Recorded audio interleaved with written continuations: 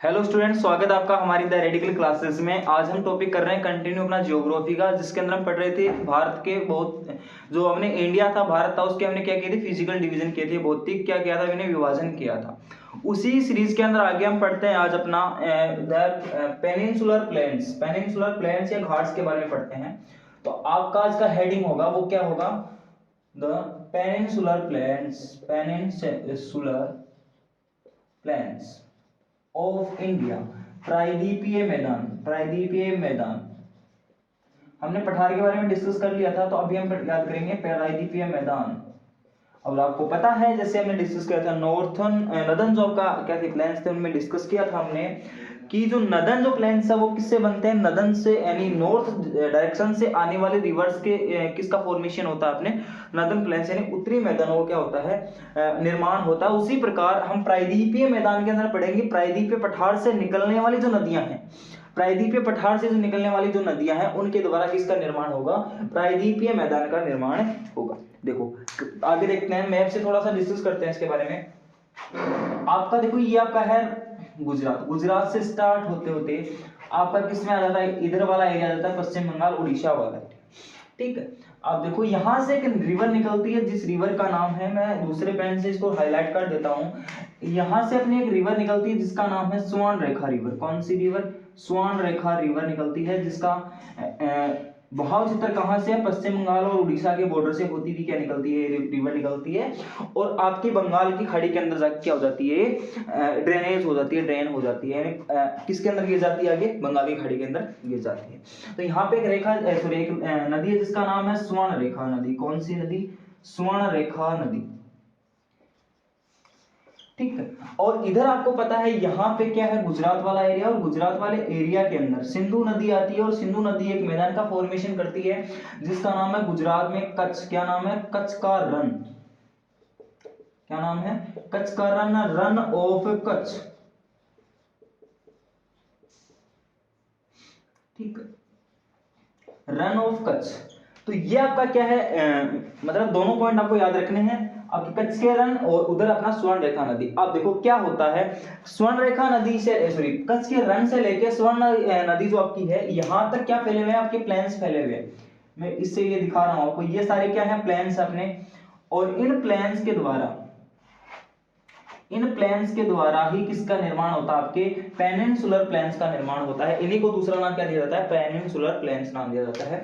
तो अगर आपको पूछ ले कि भारत का प्रायद्वीपीय जो मैदान वाला जो एरिया है या जो तटीय जो एरिया है वो कितनी दूर में फैला हुआ है, तो आप बता देंगे सर किसके कितने एरिया के अंदर फैला हुआ है, कच्छ का रण से लेकर स्वर्ण रेखा नदी तक क्या हुआ है, अपना फैला हुआ है। सर इसकी डिस्टेंस एक बार हमें मेंशन कर दीजिए। बिल्कुल कर देते हैं। अगर आपको क्या पूछे, टोटल एरिया पूछे, तो आपको बताना है 6100 किलोमीटर। कितने बताने हैं, 6100 किलोमीटर। लेकिन आपको एक्चुअल पूछे यानी वास्तविक अगर आपको पूछे तो आपका वास्तविक कितना हो जाएगा, सर आपका वास्तविक जो रियल है वो कितना हो जाएगा, 6000 किलोमीटर हो जाएगा। सर ये नाइंसाफी कैसे, 6100 भी बता रहे हो और 6000 भी बता रहे हो, तो ऐसा इसलिए है बेटा क्योंकि 100 जो किलोमीटर आपका एरिया है वो किस में आ जाता है, बंगाल के मैदान के अंदर आ जाता है, जो ब्रह्मपुत्र नदी से भी मान सकते हैं, उधर गंगा नदी के मैदान वाले एरिया से भी मान सकते हैं। तो उसमें काउंट होने, अगर उसमें काउंट करते हो तो क्या आ जाएगा, 6000 किलोमीटर, और अगर उसमें काउंट नहीं करते हो तो कितना आ जाएगा आपका 6 and 100 आपका क्या हो जाएगा, किलोमीटर एरिया हो जाएगा। तो आपका जो प्रायद्वीपीय जो आपका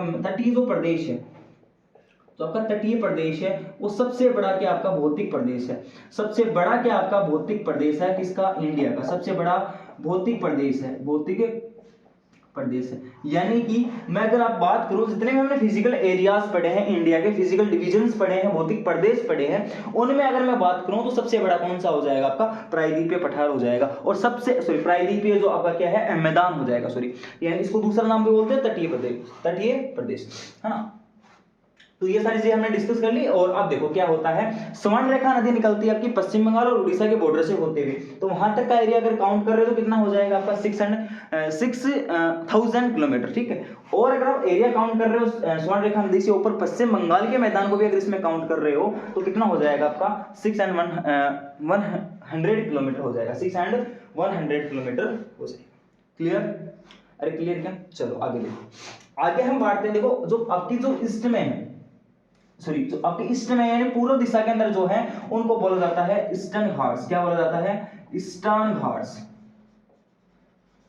यानी कि पूर्वी मैदान या फिर पूर्वी तटीय प्रदेश, पूर्वीय तटीय प्रदेश। और अगर मैं बात करूं वेस्ट डायरेक्शन की, तो वेस्ट डायरेक्शन में आपका वही हो जाएगा वेस्टर्न घाट्स। क्या हो जाएगा आपका? वेस्टर्न घाट्स। या इसी को हिंदी में बोल दे तो आप बता देंगे पश्चिमी घाट या पश्चिमी तटीय प्रदेश, पश्चिमी तटीय प्रदेश। ठीक है, तो आपका जो पूर्वी और पश्चिमी है दोनों डायरेक्शन पे बेसिस है, बाकी कोई इसमें लेना देना है नहीं इतना कि पूर्वी कहां से नाम है, पश्चिमी कहां से है।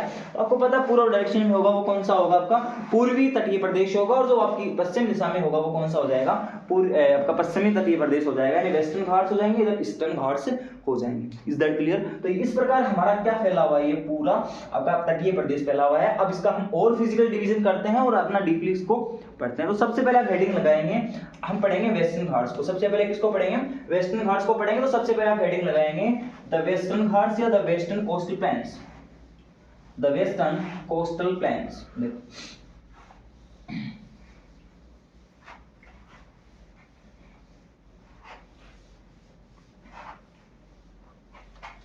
इधर देखेंगे, अब देखो मैं मैप दोबारा ड्रॉ कर रहा हूं, तो आपको से अच्छे से समझ में आ जाएगा। पूर्वी, अगर हम पश्चिमी की बात करें तो आपको पता है कहां से स्टार्ट होगा? गुजरात से स्टार्ट होगा।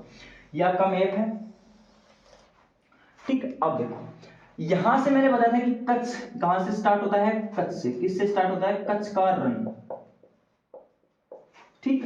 कच्छ का रण से स्टार्ट होते हुए आपका किधर आता है? ये एरिया आता है आपका कहां तक? कन्याकुमारी तक आता है। कहां तक आता है? कन्याकुमारी तक आता है। और यहाँ पे आपका एक जो लास्ट पॉइंट है इंडिया का वो क्या है? कन्याकुमारी। क्या है? कन्याकुमारी। क्लियर? अब देखो उसके बाद में हम स्टार्ट कर रहे हैं कि इसी जो ये आपका जो कौन सा एरिया होगा, ये अपना एरिया होगा कौन सा? आपका पश्चिमी जो क्या होगा? तटीय प्रदेश होगा, यानी वेस्टर्न कोस्टल प्लेन्स का हमें डिस्कस कर रहे हैं। तो आपकी हेडिंग क्या हो जाएगी? द वेस्टर्न कोस्टल प्लेन्स, यानी पश्चिमी तटीय प्रदेश, पश्चिमी तटीय प्रदेश या मैदान, ठीक है। अब देखते हैं इसके बाद में इसके अंदर कौन कौन से पार्ट आते हैं। इसको फिर से हमने डिवाइड किया है और देखो क्या होता है। देखो क्या होता है, अगर मैं कच्छ के रण की बात करूं, कच्छ का रण यानी जो कच्छ का रण है वहां से लेकर ये जो आपका पश्चिमी तटीय प्रदेश है वो कहां तक फैला हुआ है। तो उसकी अगर मैं बात करूं, यहाँ पे एक क्या बनता है? द्वीप बनता है, एक अंतरीप बनता है। क्या बनता है? एक अंतरीप बनता है, और उस अंतरीप का नाम है कुमारी अंतरीप। क्या नाम है? कुमारी अंतरीप। और इसको इंग्लिश में बोलते हैं केप कैमरीन। क्या बोलते हैं? केप कैमरीन बोलते हैं। सर ये कैमरीन क्या होता है? केप क्या होता है? अंतरीप क्या होता है? देखो अगर कोई लैंड है अगर कोई लैंड है वो तीन साइड से किससे कवर्ड हो? वाटर से कवर्ड हो, तो उसको बोलेंगे क्या बोलेंगे उसको? तीन से अगर हो तो पेनिनसुलर यानी प्रायद्वीप बोलेंगे। अगर वो चारों तरफ से क्या ढकी हो? किससे ढकी हो? आपकी वाटर से कवर्ड हो तो उसको क्या बोल देंगे आप? द्वीप बोल देंगे। उसी प्रकार आपका अंतरीप होता है। अंतरीप का मतलब ऐसा एरिया जो वाटर से कभी कभी गिर जाता है, ठीक है। यानी अंदर धसा हुआ होना किसका?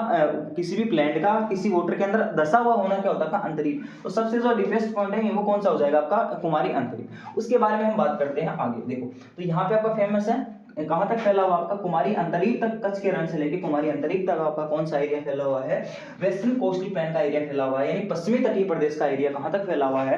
कच्छ का रण गुजरात से लेके कुमारी अंतरीप कन्याकुमारी यानी आपका केरला तक क्या हुआ? ये फैला हुआ है, ठीक है। एनी डाउट इसमें? चलो आगे देखते हैं। सबसे पहले मैं अगर बात करूं तो देखो यहाँ पे जो रिवर्स हैं जितने भी क्या है, यहाँ पे रिवर्स आ रही हैं, यहाँ पे जितनी भी रिवर्स आ रही हैं जितनी भी, ठीक है, ये सारी रिवर्स क्या करेंगी?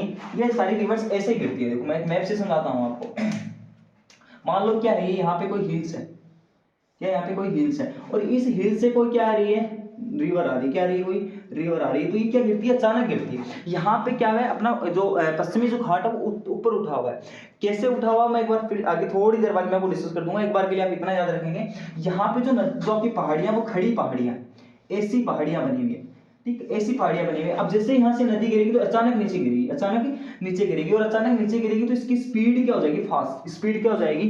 फास्ट, अत्यधिक क्या हो जाएगी? फास्ट स्पीड, यानी बहुत तेज गति के कारण यहाँ पे नदियां क्या गिरती है बहुत ज्यादा ऊंचाई से गिरती है। और यहाँ पे जो वाटरफॉल है यानी जल प्रपात है, वो भी आपको बहुत ऊंचे ही दिखाई देंगे, क्यों? क्योंकि यहाँ की जो पहाड़ियां वो ऊंची हैं, किस घाट की तुलना में, आपके पूर्वी घाट की तुलना में इधर जो पश्चिमी घाट वाली जो नदियां हैं वो ज्यादा ऊंचाई से गिरती है, और ऊंचाई से गिरने की वजह से यहाँ पे आते आते उनकी स्पीड क्या हो जाती है, थोड़ी कम, थोड़ी क्या हो जाती है, बहुत फास्ट हो जाती है। अरे आप ज्यादा, अगर आप ज्यादा ऊंचाई से पानी को फेंकोगे नीचे तो ज्यादा स्पीड से जाएगा आगे तो वही चीजें हैं। तो यहाँ से जो नदियां आएंगी वो नदियां क्या जाएंगी, फास्ट स्पीड से आगे जाएंगी। और अगर नदियां फास्ट स्पीड से जा रही हैं तो ज्यादा आप वहां पे सेडिमेंट्स जमा नहीं कर पाएंगी, ज्यादा वहां पे आपके जो मिनरल्स वगैरह जो आपकी क्या है अवसाद है वो ज्यादा जमा नहीं कर पाएगी, और ज्यादा अवसाद जमा नहीं कर पाने की वजह से वहां पे किसका निर्माण नहीं होता, वहां पे ज्यादा चौड़े मैदानों का क्या नहीं होता, आपका क्या नहीं होता, निर्माण नहीं होता है, ज्यादा चौड़े मैदान वहां पे नहीं बन पाते हैं। और साथ ही साथ अगर चौड़े मैदान वहां पे नहीं बनेंगे और सकड़े मैदान बनते हैं तो उस एरिया को बोला जाता है आपका क्या, एस्चुरी। क्या बोला जाता है, एस्चुरी बोला जाता है। आपको अगर पूछ ले कि सबसे ज्यादा एस्चुरी कहाँ बनेंगे, सबसे ज्यादा एस्चुरी कहाँ बनेंगे सर, आपके कौन से घाट पे बनेंगे, पश्चिमी घाट पे बनेंगे। और इसी एस्चुरी को हिंदी में बोला जाता है नदमुख। क्या बोलते हैं, नदमुख। ठीक है, ठीक है, हाँ, इसको इंग्लिश में लिख देता हूं मैं, एस्चुअरी। तो एस्चुरी किसमें बनती है, आपकी पश्चिमी घाट के अंदर बनती है। और पश्चिमी घाट के अंदर एस्चुरी का फॉर्मेशन क्यों होता है, क्योंकि वहां पे नदियां बहुत फास्ट स्पीड से आती जाती रहती है, जिसकी वजह से वहां पे ज्यादा सेडिमेंट्स का क्या नहीं होता, मतलब ज्यादा सेडिमेंट्स का जमाव नहीं होता है, ज्यादा अवसादों का जमाव नहीं होता है। उसकी वजह से वहां पे नदियां किसका निर्माण करती हैं, नदमुख का निर्माण करती हैं। तो नदमुख अगर बनेगा तो वहां पे का जो एरिया है, जो मैदानों का जो एरिया है, प्लेन्स का जो एरिया है वो क्या होगा, थोड़ा कम होगा, क्योंकि नदियां फास्ट जाएंगी, और फास्ट अगर नदियां जाएंगी तो अपने साथ सब कुछ भाग के ले जाएंगी। वहां पे किसका निर्माण नहीं होगा, वहां पे किसका निर्माण नहीं होगा, वहां पे मैदानों का निर्माण नहीं होगा, होगा तो भी बहुत ही सकड़े मैदानों का क्या होगा, निर्माण होगा। और वही ये नदियां कर रही हैं। आपने देखा होगा जैसे साबरमती नदी आती है गुजरात से होती हुई, माही नदी आती है, नर्मदा नदी आती है, तापी नदी आती है, नीचे अगर बात करूं मैं तो साबरमती नदी आती है। और सारी नदियां, पेरियार नदी है, इन सारी नदियों की वजह से क्या बनते हैं, छोटे छोटे ही प्लेन्स का क्या होता है, निर्माण होता है। इसलिए जो आपका पश्चिमी कोस्टल प्लेन है, पश्चिमी तटीय प्रदेश है, वहां पे मैदानों की चौड़ाई होती है वो बहुत ही कम होती है। ठीक है, वहां पे जो मैदानों की चौड़ाई है वो कितनी होती है, बहुत ही कम होती है। तो यहाँ की जो औसत जो चौड़ाई है, मैदानों की जो औसत चौड़ाई है वो कितनी होती है, एवरेज जो विड्थ होती है ना, एवरेज जो विड्थ होती है वो कितनी हो रही है, 150 किलोमीटर टू कितनी होती है, 200 किलोमीटर के बीच में ही होती है। ठीक है, क्योंकि वहां पे किसका निर्माण हो जाता है बेटा, नदमुख का निर्माण हो जाता है। Is that clear? तो ये हमने किसके बारे में पढ़ा, थोड़ा पश्चिमी घाट के बारे में ओवरऑल चीजें हमने पढ़ ली। अब हम डिस्कस करते हैं कि कौन कौन से पार्ट के अंदर इसने इसको डिवाइड कर रखा है। चलो देखो, इसके साथ में आपको एक चीज और ध्यान रखेंगे, एक बार इसको मैं इरेज कर रहा हूं।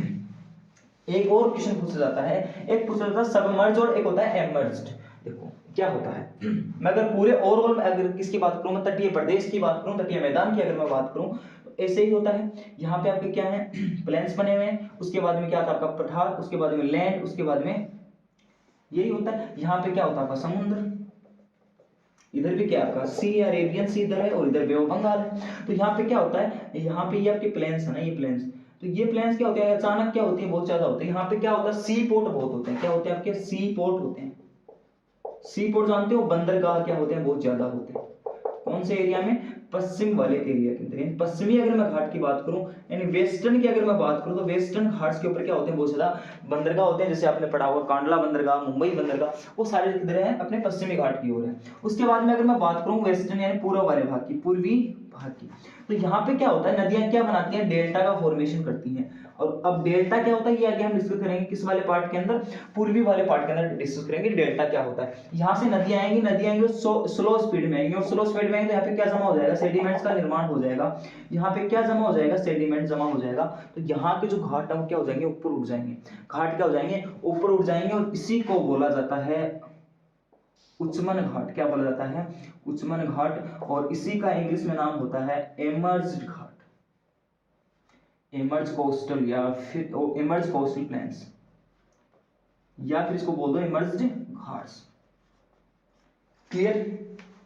उच्चमन घाट कौन से घाट को बोला जाएगा, पूर्वी घाट को। और इधर मैंने बताया था कि यहाँ पे जो नदियां गिरती हैं वो सीधी गिरती हैं, और सीधी गिरने की वजह से वहां पे किसका निर्माण होता है, वहां पे आपका निर्माण होता है किसका, एस्चुरी नदमुख का निर्माण होता है। और यहाँ पे जो एरिया है वो क्या होता है, थोड़ा नीचे होता है, इसलिए बोलते हैं निमज्जन घाट, इसको बोलते हैं सबमर्ज्ड घाट्स। ठीक है। तो आपका जो पश्चिमी घाट है वो कैसा घाट है? आपका सबमर्ज्ड घाट। ठीक, क्लियर? इतनी बातें समझ में आ गई। चलो आगे हम देखते हैं, यहाँ पे सी पोर्ट बहुत ज्यादा होंगे, सीधी सी बात है। अब आगे डिस्कस करते हैं कि जो आपका कच्छ, जो अपना एरिया है कौन सा, पूर्व सॉरी पश्चिमी वाला जो एरिया है, इसके बारे में डिस्कस करते हैं कि इसको कितने पार्ट के अंदर डिवाइड किया गया है। तो आपका जो वेस्टर्न घाट्स है, यानी जो आपका वेस्टर्न घाट्स की जो कोस्टल प्लेन्स हैं, उनके कितने भागों में डिवाइड किया गया है, वो सारी चीजें हम यहाँ पे डिस्कस करते हैं। सबसे पहले आप याद रखेंगे किसको, कच्छ का रण। सबसे पहले किसके अंदर डिवाइड किया गया है? कच्छ का रण। ठीक, दूसरा आपका काठियावाड़ का मैदान। किसका? काठियावाड़ मैदान। तीसरा आपका जाता है गुजरात का मैदान।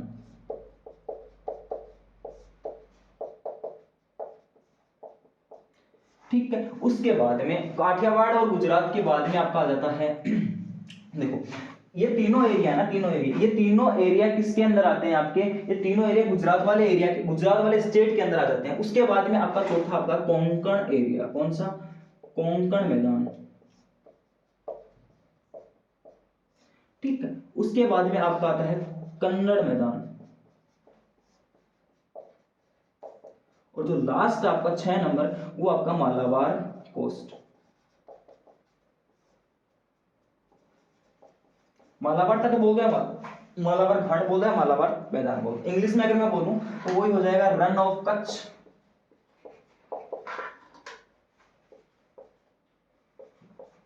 उसके बाद में काठियावाड़ प्लेन्स,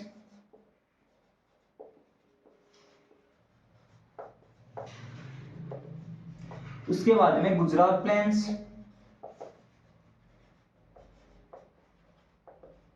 उसके बाद में आपका कोंकण प्लेन्स, उसके बाद में आपका आ जाएगा कन्नड़ प्लेन्स, और लास्ट आपका जो आपका है मालाबार कोस्ट।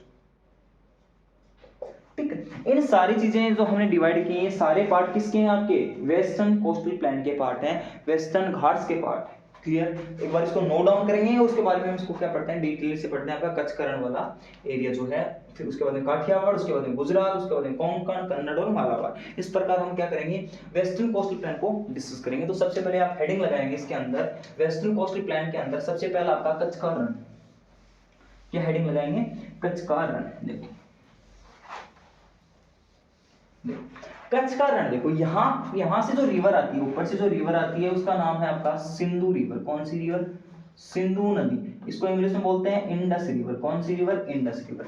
इस इंडस रिवर और साथ में इसकी जो सहायक नदियां हैं, ठीक है, उन नदियों की सहायता से इसका निर्माण होता है। किसका? कच्छ का रण का। और आपको पता है जब ऊपर से जब नदियां आएंगी तो स्लो स्पीड में आएंगी, और किसका निर्माण करेंगे? बहुत बड़े मैदान का निर्माण करेंगे। एक्चुअल में कच्छ का रण क्या है? चौड़ा मैदान है। क्या है? चौड़ा मैदान है। चौड़ा मैदान होने के बावजूद भी यहाँ पे क्या नहीं होती? खेती नहीं होती। क्यों नहीं होती? क्योंकि यहाँ पे क्या होती है, सबसे ज्यादा क्या होती है? टाइडल एक्टिविटी होती है। क्या होती है? टाइडल एक्टिविटीज होती हैं, ज्वारीय गतिविधियां होती हैं।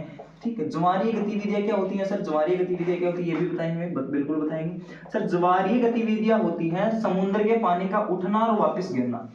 Tide and fall, rise and fall. ठीक है, अगर किसी समुद्र में लहरें आती हैं और वापस नीचे गिरती हैं, वो कहां पे गिरेंगी? सबसे ज्यादा कच्छ के रण वाले एरिया में। तो आपको पता है समुद्र का पानी कैसा होता है? समुद्र का पानी लवणीय होता है, और लवणीय पानी की में क्या नहीं होती? खेती पॉसिबल नहीं होती। तो यहाँ पे लवण की अधिक मात्रा होने की वजह से, नमक या लवण की मात्रा के कारण, लवण की अत्यधिक मात्रा के कारण क्या होता है? अत्यधिक मात्रा के कारण खेती क्या नहीं है यहाँ पे? खेती संभव नहीं है। खेती संभव नहीं है। ठीक है, बनता किससे? ये आपका सिंधु नदी की सहायक नदियों से। सिंधु व सहायक नदियों से, इंडस एंड ट्रिब्यूटरीज। ठीक है, सिंधु और उसकी ट्रिब्यूटरीज हैं, उनके द्वारा क्या बनता है? इसका फॉर्मेशन होता है, और इसकी सहायक नदियां इसका क्या करती है, निर्माण करती है। चौड़ा मैदान है लेकिन यहाँ पे क्या नहीं होती, खेती नहीं होती है, क्योंकि वहाँ पे टाइडल एक्टिविटी बहुत होती है, जमानी गतिविधियां बहुत ज्यादा होती हैं। उसकी वजह से वहाँ की जो मिट्टी है वो कैसी हो जाती है, लवणी हो जाती है, वहाँ पे नमक की परत छप जाती है। नमक की क्या हो जाती है, परत छप जाती है। जैसे आपने मूवी वगैरह सीन के अंदर देखा होगा, कच्छ वाली जो आपकी मूवी आई थी उसके अंदर आपने देखा होगा, वहाँ पे पूरा सफेद फैला होता है। तो सफेद मरुस्थल भी किससे फेमस है, आपका कच्छ का रण है। और यहाँ पे जो पाकिस्तान और उसका इंडिया का क्या चल रहा है, विवाद भी चल रहा है, वो इसी की वजह से चल रहा है। ठीक है, तो कच्छ का रण है, वो आपको समझ में आ गया होगा। चलो आगे देखो, यहाँ पे खेती पॉसिबल क्यों नहीं है, क्योंकि यहाँ पे क्या होता है, लवण की मात्रा होती है। तो यहाँ पे क्या हो जाती है, हाईएस्ट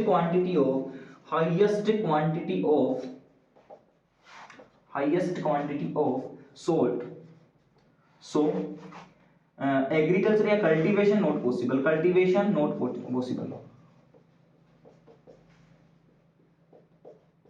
क्लियर। तो यहाँ पे कल्टीवेशन पॉसिबल ही नहीं है, क्यों, क्योंकि यहाँ पे बहुत ज्यादा नमक होता है, नमक के अंदर क्या नहीं होती, खेती पॉसिबल नहीं हो सकती।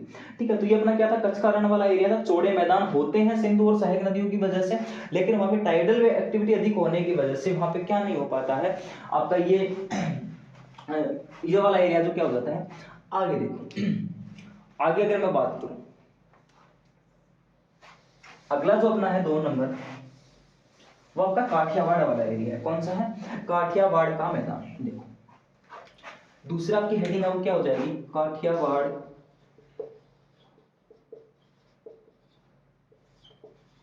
का मैदान। अब देखो इस मैदान में क्या इंपॉर्टेंट है, ज्यादा इंपॉर्टेंट है नहीं लेकिन थोड़ा सा इसमें इंपॉर्टेंट है। देखो यहाँ पे क्या होता है, यहाँ पे आपकी पहाड़ियां जिनका नाम है मांडव की पहाड़ियां। किसकी पहाड़ियां, मांडव की पहाड़ियां, हिल्स ऑफ मांडव, यानी मांडव हिल्स की वजह से यहां से कुछ नदियां निकलती हैं और नदियां क्या कर देती हैं, यहाँ पे क्या कर देती हैं, मैदान का फॉर्मेशन कर देती है। और वहां पे क्या होती है, खेती पॉसिबल होती है। यहाँ पे खेती क्या है, संभव है, खेती संभव है, यानी कल्टीवेशन अलाउड है। यहाँ पे कल्टीवेशन क्या है, पॉसिबल है। ठीक है, यहाँ पे क्या है, थोड़ा सकड़ा एरिया, क्या है, सकड़ा एरिया, सकरा क्षेत्र है ना। तो यहाँ पे विड्थ क्या है इसकी, थोड़ी क्या है, नेरो मान लो इसको, नेरो एरिया है। ठीक है, तो कोट जो काठियावाड़ वाला जो एरिया है इसमें क्या होता है, मांडव की पहाड़ियों से जो नदियां निकलेंगी उनके द्वारा इसका क्या होता है, फॉर्मेशन होता है, निर्माण होता है। खेती यहाँ पे संभव है क्योंकि नदियां आएंगी वो मीठे पानी की आएंगी, वहां पे क्या नहीं होगा, ज्यादा ज्वारी एक्टिविटी नहीं होगी। संकरा क्षेत्र होता है क्योंकि नदियां क्या करती है, अचानक से करती है, तो वहां पे एरिया क्या हो जाता है, उसका सकरा हो जाता है। और खेती किसकी होगी, आपको पता है यहाँ पे खेती किसकी होगी, नारियल वगैरह की खेती होगी यहाँ पे, है ना, चावल वगैरह थोड़ी बहुत हो जाएंगे। उसके बाद में अगर हम तीसरी बात करें तो तीसरा जो अपना एरिया है, तीसरा जो मैदान है, इसको जल्दी नोट डाउन करेंगे। तीसरा जो अपना एरिया, ये काठियावाड़ वाला हो गया, इधर यहाँ का काठियावाड़ हो गया। उसके बाद में हम बात करते हैं गुजरात के बारे में। किसके बारे में, गुजरात के जो मैदान है उसके बारे में डिस्कस करते हैं। चलो देखो, नंबर 3 हेडिंग लगाएंगे आप, गुजरात का मैदान। क्या हेडिंग लगाएंगे, गुजरात का मैदान। चलो देखो, नंबर 3 गुजरात का मैदान।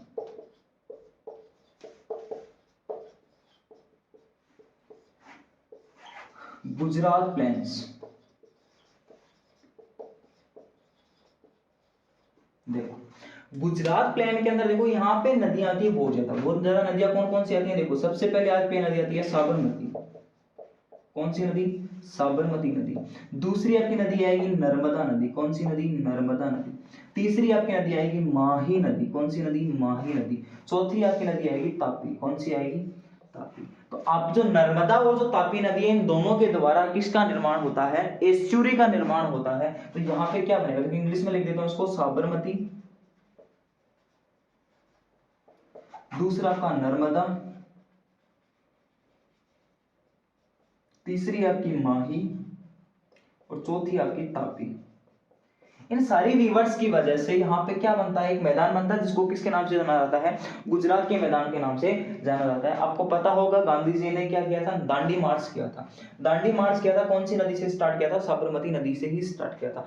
कहां तक गए थे, दांडी तक गए थे। दांडी वाला एरिया काठियावाड़ में आता है। किस में आता है, काठियावाड़ कच्छ के रण वाले एरिया में आता है। और वहां पे उसने क्या किया था, नमक जो बना रहा था नमक कानून को तोड़ने के लिए किसका मार्च किया था, दांडी मार्च किया था अंग्रेजों के खिलाफ। तो कहाँ से किया था, साबरमती आश्रम, साबरमती नदी के किनारे से ही स्टार्ट किया था। तो आगे हम डिस्कस करते हैं किसका निर्माण करती है। तो आपकी जो नर्मदा और जो माही नदी है, सॉरी नर्मदा और जो तापी नदी है, वो किसका निर्माण करती है, एस्चुरी का निर्माण करती है। किसका, एस्चुरी का निर्माण करती है। और इसी एस्चुरी की वजह से यहाँ पे क्या होती है, उपजाऊ क्या होती है, भूमि होती है, उपजाऊ भूमि होती है। और यहाँ पे किसकी खेती होती है, आपके यहाँ पे नारियल की खेती बहुत ज्यादा होती है। कोकोनट की जो खेती है, कोकोनट जो कल्टीवेशन है वो सबसे ज्यादा कहाँ पे, सॉरी सबसे ज्यादा नहीं बोल रहा मैं, कोकोनट की जो आपकी कल्टीवेशन होती है वो कहाँ पे होती है, गुजरात वाले एरिया में। कहाँ पे, नर्मदा और तापी की एस्चुरी निर्माण से जो उपजाऊ मैदान बना, वहां पे क्या होता है आपका, कोकोनट का क्या होता है, खेती होती है।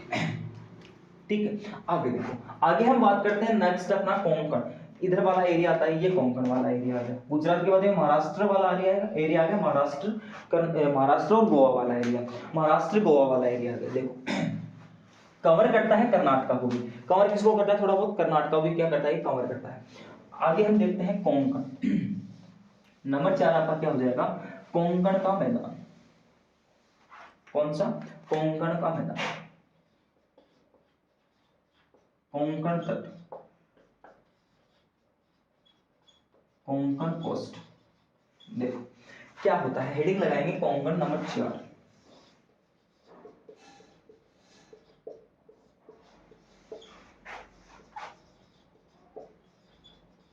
कोंकण कोस्ट। देखो जो आपका कोंकण कोस्ट है, कोंकण जो तट है, वहां पे कौन सी रिवर आती है, वहां पे कौन सी रिवर आती है, देखो हाँ वहां पे बहुत सारी, जैसे अपनी क्या हो गई, साबरमती नर्मदा तापी वाली जो एरिया था पूरा आ जाता है उसके अंदर। देखो हमें बात करनी होती है कोंकण तट में। तो कोंकण तट में देखो क्या होता है, सबसे ज्यादा क्या होती है, सबसे ज्यादा आम, नारियल और चावल की क्या होती है, खेती होती है। ठीक, मतलब इन अगर मैं बात करूं सारे तटों की, तो उसमें से सबसे ज्यादा आम, नारियल और चावल, यानी mango, coconut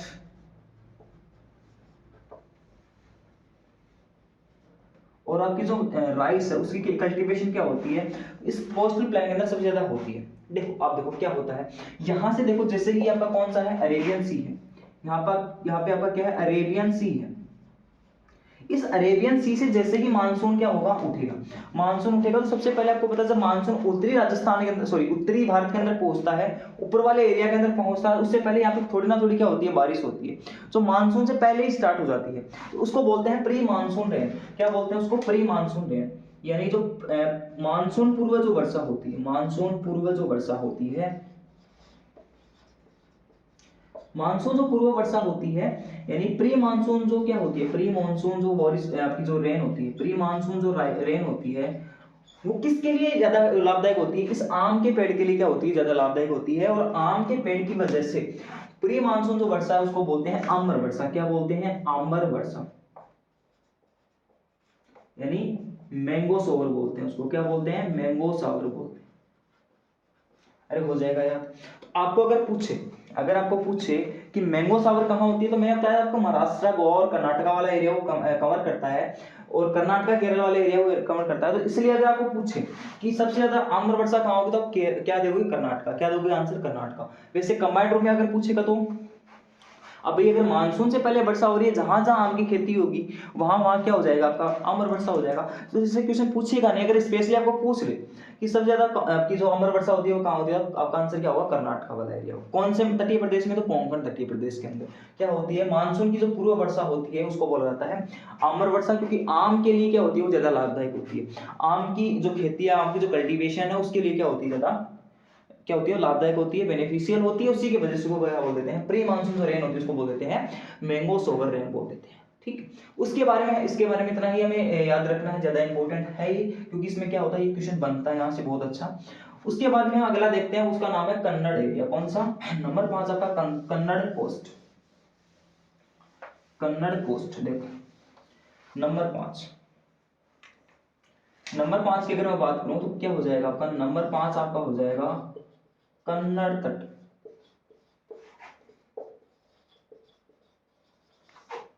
Kannada coastal plain या कन्नड़ प्लेन। अब देखो यहाँ पे एक रिवर निकलती है जिसका नाम है शरावती। कौन सी रिवर? शरावती रिवर, शरावती नदी।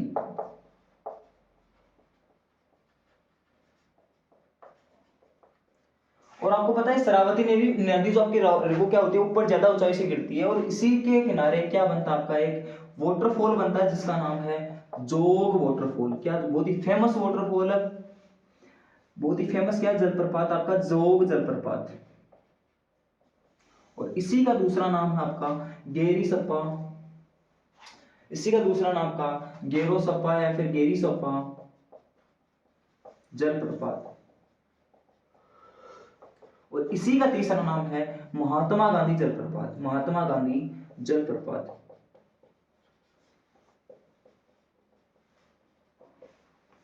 ठीक है, जोग रेन सॉरी वाटरफॉल। ठीक है, दूसरा का गेरी सप्पो वाटरफॉल, और तीसरा का Mahatma Gandhi M G waterfall. तीनों एक के ही नाम है। और आपको अगर पूछ ले भारत का सबसे ऊंचा जलप्रपात, हाईएस्ट रेनफॉल ऑफ इंडिया, कौन सा? जोग, शरावती रिवर के किनारे। याद कैसे करेंगे सर? आपको पता है जोग होती है ना, जोग कहाँ पड़ती है? जोंक एक क्या जानवर होता है जो किसमें पड़ जाता है? अपने बालों में, बालों में मतलब सर में पड़ा। जोंक से जोग और सर से शरावती। वहां पे जलप्रपात वाले टॉपिक के अंदर ट्रिक से पढ़ लेंगे इसको। तो जोंक किसमें पड़ती है? सर में, तो सर से शरावती, शरावती वाले जो क्या होती है, और कहाँ पे? कर्नाटका में। कहाँ पे है? कर्नाटक में। जब आपकी जोंक पड़ जाती है, आपको काटती है, तो क्या करते हो? उछलते हो, नाटक करते हो। तो वो ये नाटक से कर्नाटक। ठीक है, उसके बाद में इसकी यहाँ पे देखो क्या होता है, यहाँ पे किसकी खेती ज्यादा होती है? यहाँ पे कॉफी की खेती ज्यादा होती है। किसकी? कॉफी। कॉफी को क्या बोलते हैं? कहवा। क्या बोलते हैं? कहवा। आपने चेरी का पेड़ देखा? चेरी का पेड़ देखो, उसके ऊपर कैसे फूल आते हैं, वैसे फूल किसके आते हैं? कॉफी के आते हैं। कॉफी के जब क्या होती है फूल निकलते हैं, वो कैसे होते हैं? सेम टू सेम चेरी के जैसे होते हैं। अब देखो क्या होता है, यहाँ पे जो होने वाली जो बारिश है वो किसके लिए लाभदायक होगी भाई? कॉफी के लिए। सिंपल सी बात है, हिंदी में क्या बोलते हैं, इंग्लिश में कॉफी। तो कॉफी के लिए उत्पादन के लिए सबसे ज्यादा फेमस कौन सा हो जाएगा? कन्नड़ तक। लेकिन यहाँ पे जो प्री मानसून जो बारिश होती है, प्री मानसून जो रेनफॉल होता है, ठीक है, किसके अंदर? कन्नड़ के अंदर जो प्री मानसून यानी मानसून पूर्व जो वर्षा होती है, यानी मानसून जो पूर्व वर्षा होती है, वो किसके लिए लाभदायक होगी? कॉफी। और कॉफी के फूल कैसे होते हैं? चेरी जैसे। तो इसको बोल देते हैं मानसून, प्री मानसून जो रेन होती है उसको बोल देते हैं चेरी ब्लॉसम। क्या बोल देते हैं? Cherry blossom. और ब्लॉसम का मतलब पता ही आपको क्या होती है? बूंदाबांदी, है ना, वही है। तो चेरी ब्लॉसम क्या हो जाएगा आपका? कौन सी किसके लिए फेमस है? चेरी ब्लॉसम का संबंध किससे? कॉफी से। यानी जो कन्नड़ जो आपका एरिया वाला है, कन्नड़ वाला जो एरिया है, उसके अंदर जो प्री मानसून जो बारिश होती है, मानसून पूर्व जो वर्षा होती है, उसको बोलते हैं चेरी ब्लॉसम। Cherry blossom. चलो आगे देखते हैं नेक्स्ट अपना मालाबार एरिया। मालाबार एरिया, ये वाला एरिया मालाबार। देखो जल्दी नोट डाउन करेंगे इसको। इसमें क्या क्या पढ़ा हमने? कन्नड़ तट की कौन सी नदी है? शरावती नदी। शरावती नदी के किनारे कौन सा बनता है? कन्नड़ तट। उसी के किनारे आपका एक हाईएस्ट जलप्रपात है, इसके बारे में मैं नोट करके लिखवा दूंगा लास्ट में। जो जो इंपोर्टेंट क्वेश्चन से बनेंगे उसके बारे में हम लिख लेंगे। देखो जल्दी नोट डाउन करेंगे इसको। नंबर 6 आपका, नंबर 6 आपका कौन सा हो जाएगा?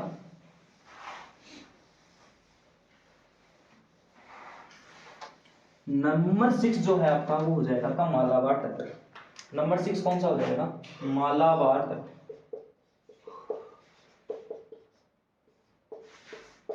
मालाबार कोस्ट। देखो अब ये मालाबार तट है ना, ये अपना केरल वाला एरिया है, केरल वाला। और यहाँ पे किसका फॉर्मेशन होता है? बहुत सारी झीलों का निर्माण होता है। यहाँ पे झीलें हैं जिनको बोला जाता है लेगून झील। कौन सी झील? लेगून। कल भी हमने पढ़ा था लेगून झील क्या होती है। लेगून झील का क्या होता है? निर्माण होता है, और इसको सॉरी हाँ, लेगून झील का निर्माण होता है, और स्थानीय भाषा में इसको बोला जाता है केयाल। क्या बोला जाता है? केयाल झील बोला जाता है। ठीक है, ये तो लेगून बोल दो उसको, लेगून लेक, या फिर आपकी क्या हो जाएगी? केयाल लेक। और इसका फेमस एग्जांपल मैंने आपको बताया था क्या? आपकी कौन सी? बेम्बानड़ लेक। कौन सी? कल ही बताया था ना हमने, बेम्बानड़ लेक। और दूसरी आपकी अष्टामुड़ी लेक, अष्टामुड़ी लेक। ये दोनों झील कौन सी लेक है आपकी। और यहाँ पे क्या होता है, नौका दौड़ होती है। क्या होती है आपकी, नौका दौड़ होती है, ठीक है, नौका दौड़ होती है। बोट रेसिंग होती है, क्या होती है, बोट रेसिंग आपका एक गेम है और वो होता है सबसे ज्यादा, इसलिए ये फेमस है। कौन सा, बोट रेसिंग गेम। कहाँ पे होता है आपका, अष्टामुड़ी झील के अंदर होता है। इंपॉर्टेंट याद रख लेंगे। कौन सी झील है, लेगून झील। लेगून झील का मतलब ये आपकी झील का फॉर्मेशन हो गया, इसके अंदर किसका पानी आ रहा है, ओशियन वाटर आ रहा है, यानी साल्टी वाटर आ रहा है। तो ये फिर खारे पानी की झीलें बनेंगी, जिसको क्या बोलते हैं आप ठीक है। अब देखो इसी जो आपका मालाबार जो तट है, मालाबार जो कोस्ट है, उसी के अंदर आपका इंडिया का डीपेस्ट पॉइंट, इंडिया का डीपेस्ट पॉइंट यानी गहरातम अंततम जो आपका क्या है, गर्ततम जो पार्ट है, लोवेस्ट बोल सकते हैं, डीपेस्ट नहीं, इसको लोवेस्ट पॉइंट बोलेंगे। सबसे जो निम्नतम पॉइंट है, लोवेस्ट पॉइंट ऑफ इंडिया क्या है आपका, कुथुड़। क्या आपका कुत्तूनड़। क्या आपका